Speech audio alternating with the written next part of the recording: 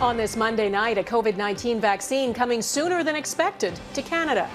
When will it arrive and how many doses? Thank God. Plus, the complexities of distributing a vaccine that must be kept ultra cold and what it means about who would get it first. Anxiety in Alberta. If we really try to process everything we're going through, I think we would break. What one mayor says he's prepared to do as pressure mounts on the premier to impose restrictions. A COVID-19 outbreak at a BC mink farm. The fears this could spawn another public health threat. And another mystery spike. It was crazy. I was like, oh my God, we've got one here. What's up with all these monoliths? Global National with Donna Friesen. Good evening and thanks for joining us. Canada is on the cusp of taking delivery of the first vaccine for COVID-19, and it's happening earlier than originally expected. The federal government now says the first doses of the Pfizer BioNTech vaccine could arrive as early as next week. Health Canada hasn't approved it yet. It is still reviewing data from several vaccine candidates, but it could approve the Pfizer-BioNTech vaccine later this week. And the Prime Minister said today a deal has been made to get up to 249,000 doses of it delivered shortly after that. We are facing the largest immunization in the history of our country. This is no small task, which is why we have a clear plan. Pending Health Canada approval, the first shipment of doses is tracking for delivery next week. That plan depends on preparing 14 vaccination sites equipped with ultra-cold freezers essential to store the Pfizer vaccine. The plan is for every province to have at least one site. The four biggest provinces, Quebec, Ontario, Alberta, and BC, will have 2. Doses will be doled out to the regions on a per capita basis. Though because of the logistical challenges of the ultra-cold storage, the territories won't be part of this initial round of the Pfizer vaccine. The cold chain distribution will play a big role in who gets the Pfizer vaccine first. It's complicated to store and requires 2 doses, and not everyone will get it. The initial 249,000 doses will be enough to vaccinate about 125,000 Canadians. Contracts have been signed for more doses in the months ahead, not just from Pfizer, but from other manufacturers. And tonight, Canada is closer than ever to getting this mass immunization program underway. Mercedes Stephenson has our top story tonight. Today is a great day for Canada and for Canadians. After weeks of mounting pressure on the federal government about when Canadians would see a COVID-19 vaccine, some unexpected good news. We can assure Canadians that we will have early doses of the Pfizer vaccine in this country. The light at the end of the tunnel is clear. The relief in the provinces, clear. Newfoundland and Labrador is one of the 14 vaccine distribution sites Prime Minister Trudeau just announced. Thank God. Pfizer will deliver the vaccine to ultra-cold freezers at hospitals and universities across Canada. But it is up to provinces to determine who rolls up their sleeves first. We just need to set up the expectations that this is going to be a very limited supply, especially early on, and so it'll be very minimal scope on who we can immunize with it. At the front of the line in most provinces, the elderly, those working in long-term care homes, and healthcare providers, as well as Indigenous Canadians.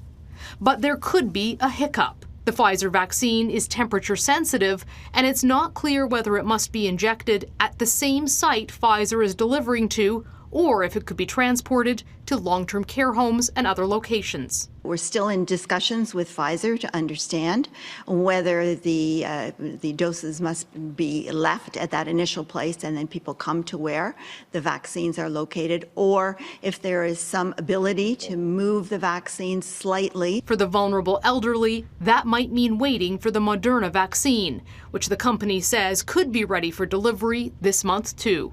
It also means the territories and Indigenous Canadians in remote communities will have to wait. Might be a focus on urban centres or places where it's more, amenable to having those vaccinations take place. And then as we get more and more doses, we'll be able to offer it to more and more Canadians. Prime Minister Trudeau says the first run will give the country a vital roadmap. Donna, Pfizer and Health Canada are conducting a dry run today that includes dry ice to mimic the procedure and try to sort out any hitches in the plan before the real vaccines roll out. All right, Mercedes Stephenson in Ottawa, thanks. Administering the vaccine, as Mercedes reported, when it's approved, and deciding who gets it first is up to the provinces. It is clear the priority will be frontline healthcare workers and the most vulnerable. Quebec, which recorded more than 1,500 new cases for the third straight day and has more than 800 COVID patients in the hospital, is one of the hardest hit regions, and it unveiled its vaccination plan today. Mike Armstrong reports. The plan is to hit the ground running. Quebec's health minister says next Monday, December 14th, the province will take possession of 4 boxes of Pfizer vaccine, about 4,000 doses. They'll be delivered to 2 sites, one in Montreal and one in Quebec City. And as quickly as possible, the plan is to use those doses to vaccinate seniors in 2 long-term care facilities. That's really our first test. That's important. The health minister has been in contact with Pfizer and hopes to have a bigger shipment later this month, 57 more boxes. The province has set criteria of who it wants to vaccinate first, and age is the biggest priority. That means long-term care facilities go first, but as that happens, they're also going to be hitting at least some of the second group, healthcare workers. We need to make sure we protect the patient, but we need also to make sure that we protect the people that work for them. Once those 2 first groups are done, Quebec's plan would be to hit isolated communities and then groups based on age, working down, 80 and over, 70 over, and so on. It will be a massive effort, but one the province is confident it can pull off. Quebec's already vaccinating about 250,000 people a week for influenza. It'll be months before there's enough COVID-19 vaccine to get to that rate. Now, Quebec hospitals are starting to be overwhelmed. The Lakeshore General on Montreal's West Island is over capacity and has shut down its emergency ward. The health minister says the province has been operating the healthcare system at about 80% and is cutting that to 50%. That means turning away patients who need treatments and operations. The restrictions in place, including banning Christmas gatherings, are needed. We don't want to lose the focus despite this good news that we have. The effect of the vaccine, or getting back to life as normal, is still a long way down the road. But it also appears this good news is arriving as we enter what may be the toughest stretch of the pandemic. Mike Armstrong, Global News, Montreal. It's been 2 weeks since tighter restrictions were introduced in the hardest hit areas of Ontario, and the virus is still spreading. Ontario had a record number of new cases reported today, more than 1,900. Most of the infections are in the Toronto and Peel regions, which moved into lockdown on November 23rd. And in Alberta, the last round of restrictions, the most moderate in the country, were implemented 10 days ago. There is nothing to suggest they are working. In the past 24 hours, more than 1,700 Albertans tested positive and 16 more people have died. On social media today, Alberta's premier reaffirmed his commitment to defend freedom. And the mayor of Calgary promised he will take action if the province does not. As politicians talk, hospitals are dealing with the grim reality. Heather Urix West reports. A doctor inside this Edmonton long-term care center calls the situation inside apocalyptic. Sunday, 8 more deaths were tallied associated with an outbreak that has so far killed at least 15. We're crying a lot on the phone with each other and in person as well, and feeling pretty tired and helpless. At Edmonton's Royal Alexandra Hospital, long days inside busy COVID wards are also taking a toll. I'm living 24 hours at a time. And I think most of my colleagues are the same way. If we really try to process everything we're going through, I think we would break. Dr. Nija Baxi says Alberta is now facing the kind of situation New York and Italy faced in the spring. And the fact that we've had no significant restrictions placed on us as a community or society, it makes it even more dire to think like there's no ending. Alberta's last round of restrictions was announced on November 24th and took full effect on November 27th. Since then, the number of new infections has risen from 1,261 to 1,836 Sunday, while the number of people in hospital has more than doubled. I will be blunt. So far, we are not bending the curve back down. Alberta's chief medical health officer says her team is working on new recommendations to present to the province. On the West Block Sunday, Alberta's health minister said new restrictions could be coming, but perhaps not right away. We did tell Albertans that if we did not see reductions in cases as a result of those new measures that were imposed, that we would, before in December 15th, be reviewing that data with our public health officials and be determining whether further measures would be required. But on social media, Monday, Alberta's premier again pushed back against calls for a lockdown, sharing on Facebook that constitutionally protected freedoms of Albertans must be respected and defended, and any abridgment of those rights must be done as a last resort, not a first resort. Calgary's mayor says the province needs to act now, adding that if it does not, the city is prepared to take action. My number one duty as the mayor is to protect the health of the citizens of Calgary who put their trust in me. And whether or not I have the black line jurisdictional authority to do that, the city will have to act without the province, but I hope it doesn't come to that. Leaving Albertans waiting as COVID cases continue to rise. Heather Urix, West Global News, Calgary. Canada's smallest province has imposed a 2-week circuit breaker lockdown to contain an emerging outbreak of COVID-19 there. 4 new cases were reported on PEI today, all of them in people under the age of 40. They're all a result of close contact with 3 fast food restaurant workers who tested positive over the weekend. The circuit breaker is necessary for us to help stop the spread of COVID in our province. Certainly wasn't a decision that we wanted to make, but it was a decision that we needed to make. Restaurant dining rooms, gyms and libraries are among the facilities on PEI that will be shut down until at least December 21st. Retail stores can operate at half capacity and gatherings are limited to 10 people. Hospitals and long-term care homes will limit access to 1 designated visitor per resident. In the U.S., restrictions are now being tightened in several regions as the number of COVID cases there keeps rising rapidly. In the first 5 days of December, another 1 million infections were added to the nation's staggering tally. The U.S. is now on track to surpass 15 million cases by tomorrow. This is likely a surge of positive tests after Thanksgiving, and there are more holidays in the weeks ahead. Health workers could be facing a tsunami of new cases before the first rounds of vaccinations have even begun. Jackson Prosco reports.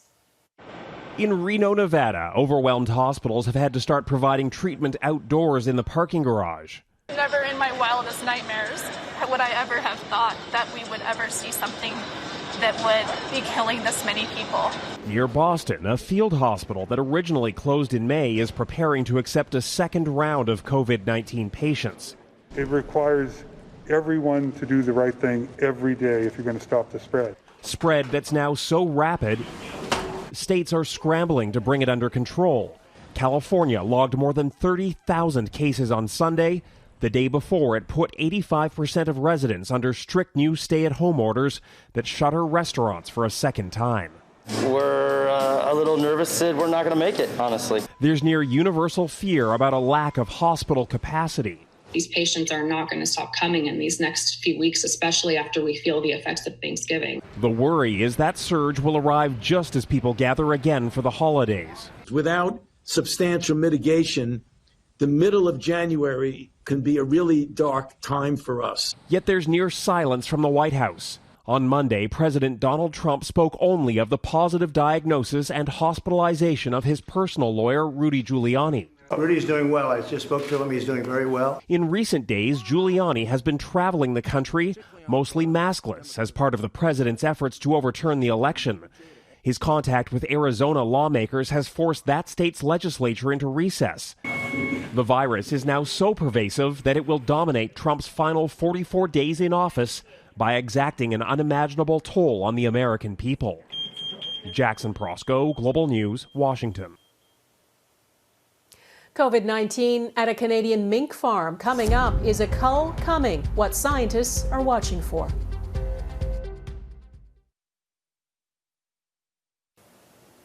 After that huge cull of millions of mink on farms in Denmark, there were fears COVID-19 might appear in mink farms around the world. Well, now it's beginning to happen. An outbreak among workers has been declared on a mink farm in British Columbia's Fraser Valley. No cull of the small mammals is planned here, but as Robin Gill explains, the cases are being closely watched. There are about a dozen mink farms in British Columbia. At one location, there's been an outbreak involving 8 workers. and there's a reason to worry. Some mink will test positive but really show no symptoms at all and seem fine. Others will be sick and some will die. And so, of course, it's a concern to the farmers to try to protect their herds. The mink live in confined spaces, densely packed together, and can pass the virus on to each other quickly. But when the disease goes beyond that, it's a bigger breeding ground. Going forth and back between animals and humans is another opportunity for the virus to mutate at a higher rate than if it were to stay in one species only. Take a look at what happened in Denmark, the largest exporter of mink. The industry was forced to cull all 17 million of its animals after 12 people were infected by a mutated strain of the virus. It had passed from humans to the mink and then back to people. If there was a new strain that originated somewhere else, then the world would be, potentially exposed to a new virus. In Canada, there are 60 mink farms stretching from Newfoundland and Labrador to British Columbia. The business, worth about $400 million annually, exports about 1 million mink, mostly to China and Russia, to be made into apparel. The industry doesn't believe a cull is necessary in Canada. You don't have that concentration, and the risk of contagion and passing from one farm to another is much, much reduced. The owner of the BC farm is in isolation, as are the workers. The health ministry is investigating to see what course of action needs to be taken next. Robin Gill, Global News, Vancouver. Contagious bride ahead, the couple who defied a diagnosis and tied the knot.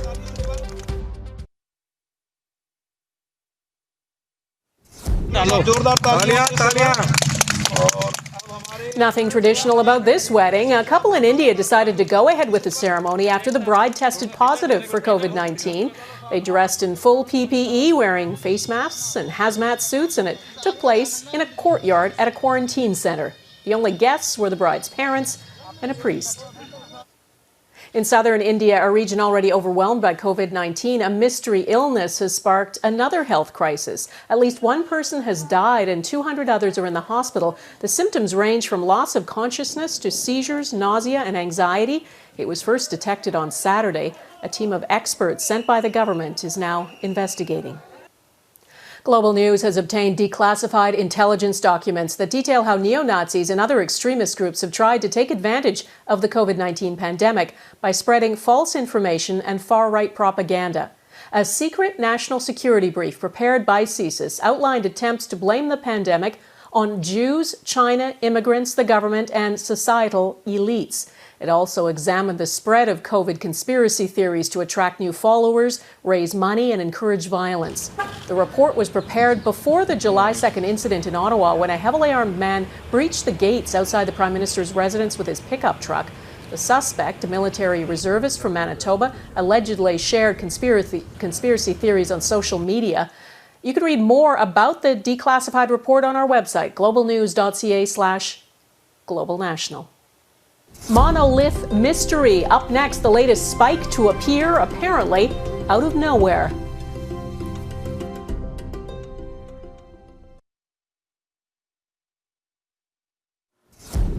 John is in the basement mixing up the medicine. I'm on the pavement thinking about the government.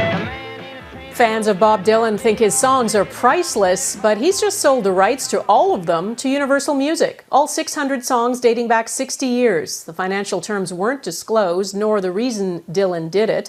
He has sold more than 125 million records throughout his career, though money never seemed to be his metric for success. He once said, "What's money? A man is a success if he gets up in the morning and gets to bed at night and in between does what he wants to do."